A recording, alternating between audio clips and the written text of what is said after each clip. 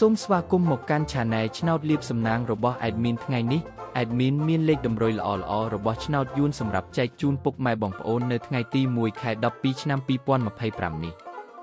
ដូចនេះ Admin មិនចង់ឲ្យចំណាយពេលវេលារបស់ពុកម៉ែបងប្អូនយូរតោះយើងមកតាមដានលេខតម្រុយរបស់យើងទាំងអស់គ្នាសម្រាប់លេខតម្រុយ2លេខមានលេខ65លេខ74សម្រាប់លេខតម្រុយអូស2លេខមានលេខតម្រុយទី1អូស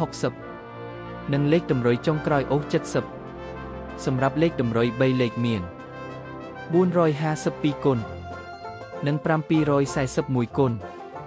សម្រាប់លេខតម្រុយថ្ងៃនេះ Admin សូមជូនពរឲ្យពុកម៉ែបងប្អូនជួបតែសំណាងល្អទាំងអស់គ្នាហេងមានលាភមានជ័យ